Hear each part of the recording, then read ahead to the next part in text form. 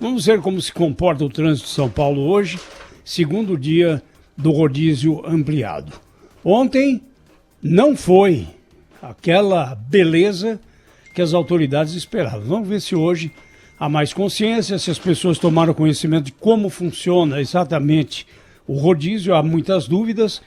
E o primeiro assunto que eu trago são os depoimentos que foram prestados a investigadores da Polícia Federal e à Procuradoria da República a respeito das insinuações, eu não diria nem acusações, insinuações feitas pelo ressentido ex-ministro da Justiça, Sérgio Moro.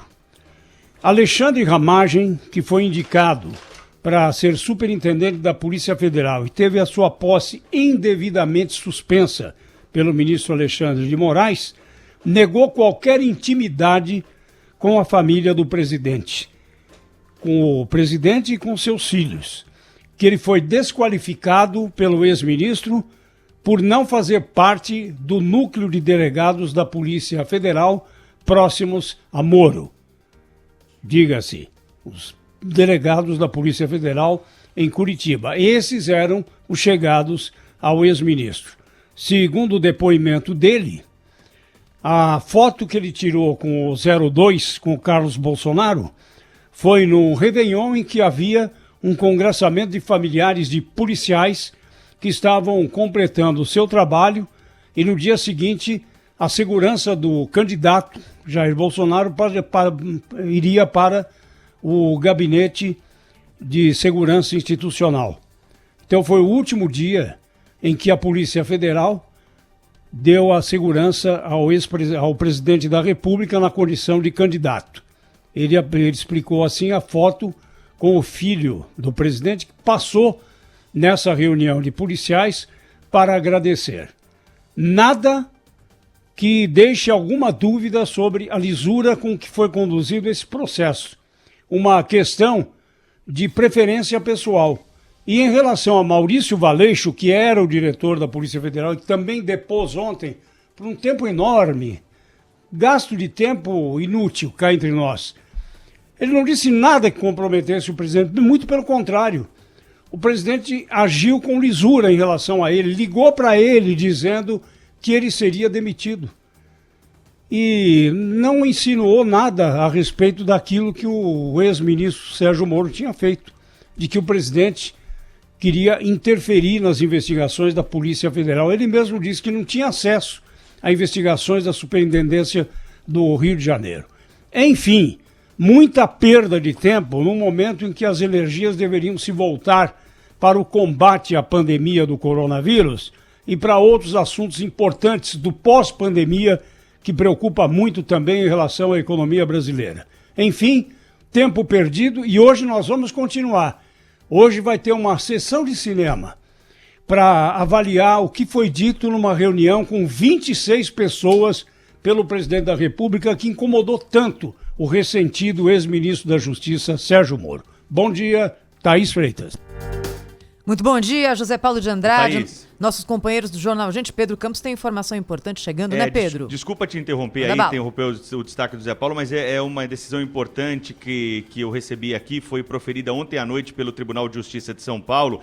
É a primeira liminar que permite a um motorista que ele não respeite o novo rodízio de veículos aqui de São Paulo. Foi um cidadão que trabalha no 6º tabelião de notas aqui da cidade de São Paulo, alegou que esse foi considerado um serviço essencial pela Corregedoria Geral de Justiça do Estado de São Paulo e conseguiu uma liminar que foi proferida ontem à noite pelo desembargador Renato Sartorelli, do Tribunal de Justiça aqui de São Paulo. Com um mandado de segurança, ele foi então à Justiça e a Justiça disse que ele não precisa respeitar, libera o carro dele do rodízio municipal de veículos. É a primeira decisão do Tribunal de Justiça de São Paulo liberando alguém do rodízio mais rígido que foi implantado ontem na cidade de São Paulo. E como essa, nós temos uma enxurrada de ações que estão aguardando análise no Tribunal de Justiça de São Paulo, inclusive uma que tem até um parecer do Ministério Público aqui de São Paulo, é um dos assuntos para a gente comentar hoje, mas é a primeira decisão. Vamos saber agora como que isso vai se comportar a partir de hoje na Justiça aqui de São Paulo a respeito desse polêmico rodízio mais rigoroso. E por falar em polêmica, a Justiça, a decisão ontem, o presidente do STF, Dias Toffoli, já sinalizou que é possível que haja judicialização daquele decreto que foi emitido ontem pelo presidente Jair Bolsonaro, colocando academias de ginástica, salões de cabeleireiro e barbearias como serviços essenciais e que, portanto, poderiam funcionar durante a pandemia. O Supremo já disse que essa é uma deliberação dos governadores, mas o Pedro já explicou várias vezes aqui para os nossos ouvintes que essas matérias têm a possibilidade de dupla deliberação, ou seja, há uma possibilidade de que isso vá parar também no Supremo Tribunal Federal, até por isso o ministro Dias Toffoli não quis emitir a opinião dele a respeito dessa decisão que tinha saído ontem à noite. Tinha saído ontem à noite e, aliás, pegou o ministro da Saúde de surpresa durante a entrevista coletiva. Nelson Taik foi questionado pelos jornalistas sobre esse anúncio que tinha sido feito havia minutos no Palácio da Alvorada pelo presidente Jair Bolsonaro, envolvendo salões de cabeleireiro, barbearias e academias. E ele deu essa declaração aqui. Que ele decidiu isso aí, isso aí saiu hoje, isso? Ele acabou de falar no Alvorada. Falou agora. Queria saber, isso passou pelo Ministério da Saúde? Decisão de? Quem são? É manicure, academia... Salão de beleza? Barbearia. Isso passou pelo Ministério da Saúde? Não, isso aí não é... Acho que isso... Não passou. Não é atribuição nossa. Isso aí é uma decisão do presidente.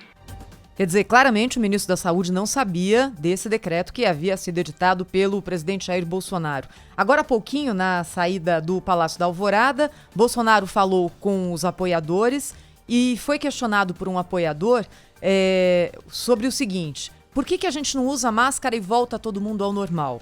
E aí ele respondeu: se fosse comigo, seria diferente. Mas não é. O presidente tem usado esse argumento com muita constância para dizer que ele faria de forma diferente caso o Supremo tivesse dado a ele a possibilidade de atuar também nas decisões que dizem respeito à quarentena. Se faria ou não diferente, a gente jamais vai saber, não é? Porque não é uma decisão que está na mão dele. Nesse momento é muito mais uma teoria ali, algo que é teórico do que prático. A questão é a seguinte: o presidente Jair Bolsonaro, quando foi ao Supremo com os empresários, foi lá, de fato, para pressionar o Supremo a mudar alguma coisa, ou, já sabedor de que isso não aconteceria, criou um fato político com aquela visita, se colocando ao lado dos empresários? Acho que são coisas que a gente tem que também pensar e debater aqui, nesse momento tão complicado, né, da economia e da nossa política. Cláudio Humberto já está com a gente também, direto de Brasília. Bom dia, Cláudio.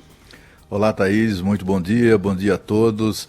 Olha, eu queria me referir, como o Zé Paulo de Andrade, a pelo menos um dos depoimentos de ontem de delegado da Polícia Federal, que foi o depoimento de Maurício Valeixo, ex-diretor-geral da corporação. Aquelas pessoas que não foram poucas, que apostaram, sobretudo a mídia brasileira fez uma aposta bastante contundente sobre a possibilidade de esse depoimento desarrumar, digamos assim, o presidente da República. Essas pessoas ficaram frustradas, porque Maurício Valeixo desmentiu firmemente, categoricamente, o que havia sido dito há 15 dias atrás, mais ou menos, há 2 semanas, pelo ex-ministro da Justiça, Sérgio Moro, quando ele deixou o cargo, naquele famoso pronunciamento que ele fez. Quando prestou depoimento à Polícia Federal, o próprio Moro não sustentou o que disse, não apresentou nada que indicasse a prática de ação criminosa, delituosa do presidente da República. E ontem, o depoimento de Maurício Valeixo representou uma pá de cal em muitas fantasias que foram ditas e repetidas insistentemente, mancheteadas nesse período todo. O Maurício Valeixo, por exemplo, ele desmentiu que tenha havido interferências do presidente da República nas investigações. Ele desmentiu que tenha tratado com o presidente da República em algum momento sobre substituição de superintendentes.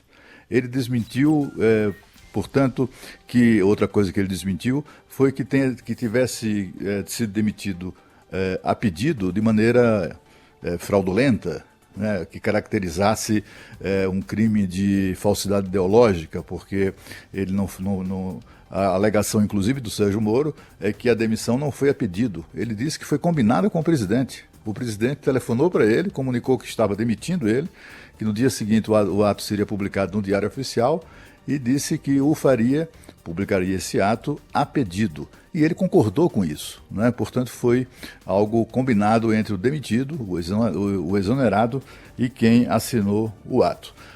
O fato é que, como desmentiu o Moro, isso deixou de ter relevância, tanto quanto as acusações do Sérgio Moro deixaram de ter relevância depois do depoimento pífio que ele concedeu na semana passada à Polícia Federal. Agora a aposta é com relação a esse vídeo e eu tenho uma sensação de que a frustração será muito parecida.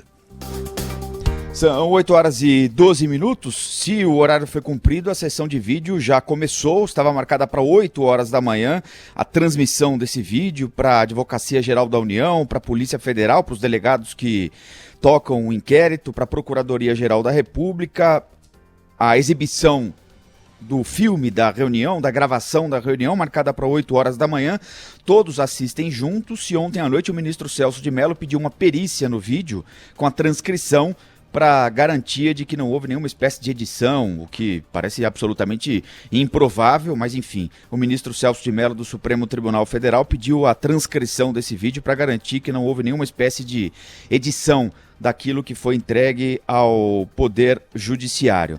O fato é que o ministro Sérgio Moro, ex-ministro Sérgio Moro, ex-juiz Sérgio Moro, se a banda continuar tocando desse jeito, vai ter de responder à acusação de denunciação caluniosa, como disse no domingo ao Canal Livre o Procurador-Geral da República, Augusto Aras.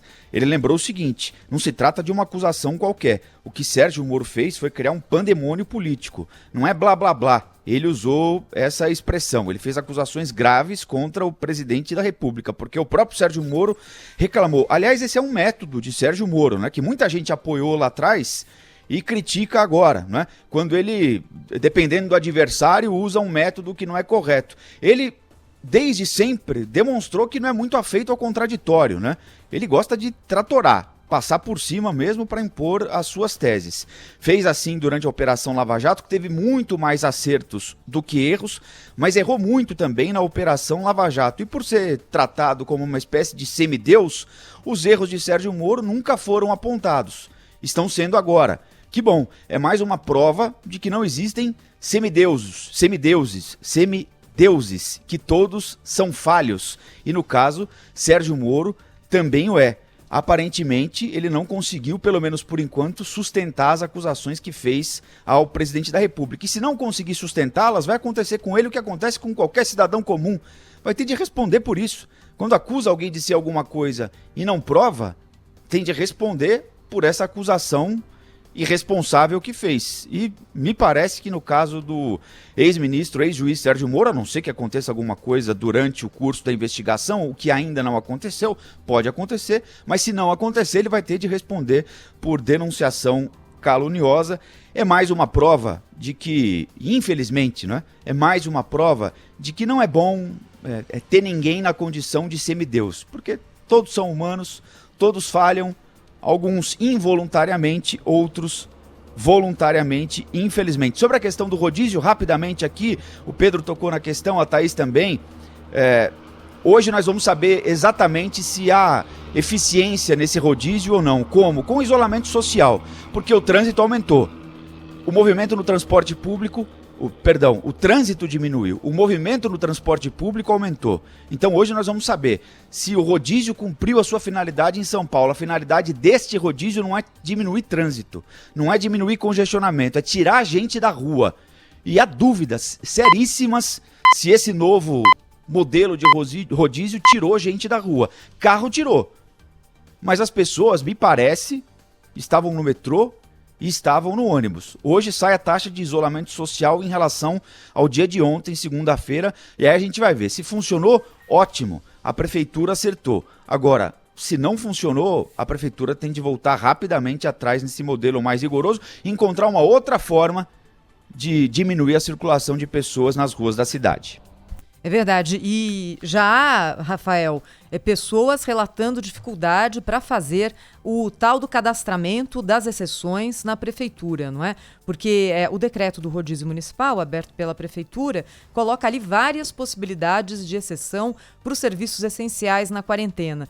E você imagina a insegurança dos motoristas, não é? Já trabalhando num momento delicado como esse, e aí, na sequência, só descobrindo lá na frente, porque a gente já colocou aqui o secretário de Transportes contando que multas não estão sendo lavradas e emitidas nesse momento. Então, daqui 1, 2, 3 meses, você descobrir que o seu carro, que deveria ter sido cadastrado como exceção, não o foi, e aí você acumulou 10, 20, 30, 40 multas. Podem ser 3 Há um risco, por semana, né, Rafael? Thaís? Isso, exatamente.